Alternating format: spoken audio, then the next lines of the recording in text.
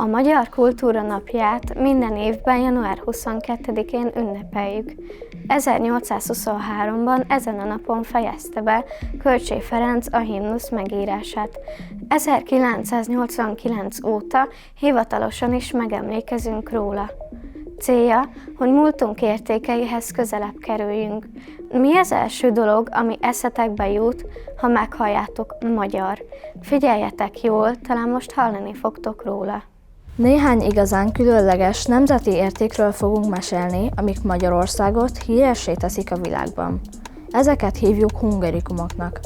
A hungarikumok a magyarság legnagyobb kincsei, amik egyediek és nagyon értékesek. Nem csak nekünk jelentenek sokat, hanem az egész világot gazdagítják. Jelenleg 98 ilyen különleges dolog van. Ebben az összeállításban csak néhányat mutatunk be. Biztosan sokat ismerni fogtok közülük, és lehet, hogy néhányhoz különösen közel áll a szívetek. A Magyar Kultúra Napján gondoljatok rájuk úgy, mint a közös kincseinkre, hiszen mindannyian a magyar nemzethez tartozunk. Az elődeink által ránk hagyott számos érték egyikét minden nap hallhatjátok, a déri harangzót. De vajon ismeritek-e eredetét, múltbéli és jelenkori jelentőségét? A déri harangszó imára hívta a keresztényeket a magyarországi török elleni harcok győzelme érdekében. Később pedig a hálaadás jelképévé vált. Az 1500. augusztus 9-től megszólaló harangszó a világ minden tájára elvitte az 1456-os nándorfehérvári diadal hírét, és ma is a kereszténység és a hazaszeretet fontosságát hirdeti. Nem csak reformátusként nem mehetünk el szó nélkül a vizsói Biblia mellett. Károli Gáspár fordította, szerkesztette és adta ki. Nyelvezete nagyban hozzájárul a magyar nyelv és kultúra fejlődéséhez. Kulturális, vallási és nyelvtörténeti értéke felbecsülhetetlen. Szeretitek a meséket? A Magyar Népmesék rajzfilmsorozat különleges képi és zenei világa, valamint történetei egyediek. A mesék kedvessége, humora és forfangossága jól bemutatja a magyar nép gondolkodását és érzéseit. Örök igazságokat és értékeket közvetítenek. Az interneten már több mint 100 millió megtekintést ért el, és a világ számos országában és nagy népszerűségnek örvend. Félelmetes maszkok, nagy zaj. Mi történik itt? Ez a mohácsi busójárás. A busók birkabőrruhát, bocskort és fából készült maszkot viselnek. Hangos eszközökkel és vidám csíntevésekkel próbálják elűzni a telet. A monda szerint régen a török hódítókat is így zavarták el Mohácsról. Már sokaknak van közületek okostelefonja, igaz? Fogadjunk, nem tudtátok, hogy egy magyar tudósnak is köszönhetitek ezt az eszközt. Neumann János életműve a modern számítógépek működésének alapját adja. Az általa kidolgozott elvek szerint működik ma is a számítógépetek, a tabletetek és okostelefonotok. Ki ne evett volna még gulyáslevest? Ez az egyik legismertebb magyar étel. Régen a szabadban, bográcsban főzték. Külföldön is sok helyen szerepel az étlapokon, gulyás néven, de az igazi mégis a magyar. Szeretitek a halászlevet? Talán része volt a karácsonyi menünek is. A halászlé csípős, paprikás és halban gazdag étel. A bajai és a szegedi halászlé is hungarikum. Mi lehet a közös a gulyáslevesben és a halászlében? Az egyik legfontosabb közös hozzávaló a paprika, a magyar konyha alapfűszere, amely Szegedet és Kalocsát is híresítette. Mely termékről ismert még Szeged? Talán épp a tízóróitok is ettől igazán finom, a pik téli szalámi.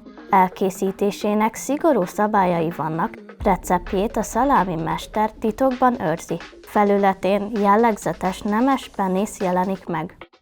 A lángos a kenyértészta maradékából indult világhódító útjára, és ma az egyik legnépszerűbb strandétel. Nektek melyik a kedvenc lángosatok? Talán a ti környéketeken az utcátokban is áll akácfa. Gondoltátok volna, hogy ez is hungarikum? Az akác fontos szerepet játszik az Alföld homokjának megkötésében és a környezet védelmében. Az akácot előszeretettel látogatják a méhek. Az akácméz különösen jó minőségű. Magyar mézzel találkozhattok Nyugat-Európa boltjaiban is. Részt vettetek a suliban a mézes reggelin? Ugye milyen finom volt? Valamennyi tájegységnek, városnak, falunak és közösségnek vannak értékei. a legkisebbtől a legnagyobbig.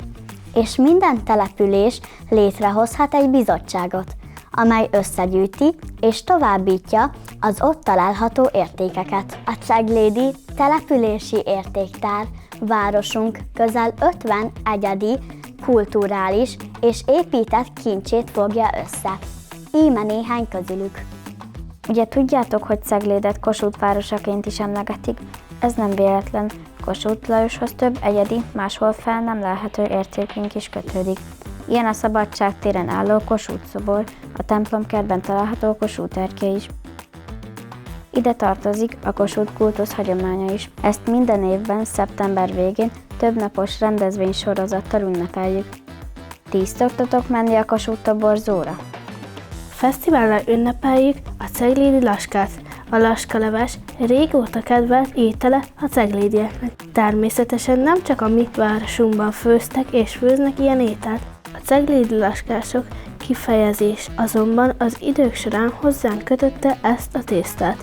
A laska régen a parasztkonyha elmaradhatatlan étele volt. Tudtátok, hogy a junior laskafőző versenyen a sörünk egyik osztálya is készített laskát, már 2 alkalommal is. Biztosan szerettek strandra, fürdőbe járni. Magyarország egyedülállóan gazdag termálvízben. Ez a kincs Cegléden is megtalálható. A ceglédi termálvíz 1000 méter mélyről érkezik. Az Alföld egykori tengeri üledékes kőzetéből tör fel. Hőmérséklete 50-54 Celsius fok. Jótékony hatása miatt számos betegség kezelésében segít. Talán nem meglepő, hogy a számunkra kedves református nagytemplom is szerepel a helyi értékek gyűjteményében. A templom Cegléd egyik jelképe. 1952 óta műemlék, vagyis törvényi védelem alatt áll, ezért is kell rá különösen vigyáznunk. Tudjátok, kinek a nevét viseli a ceglédi mozi? A városunkban született George Pál, magyar nevén Pál György. Ő volt a rajzfilm és az animáció egyik úttörője. Munkatársaival egy olyan időszakban dolgoztak filmtrükkökön, amikor még nem voltak számítógépek. Az általuk kidolgozott technikával kezdődött a látványeffektek filmes világa. Hollywood évkönyveiben brilliáns látóként emlékeznek meg róla. Ahogy láttátok, sok csodás dolog tartozik a magyar kultúrához. Ételek, mesék, hagyományok és híres emberek alkotásai.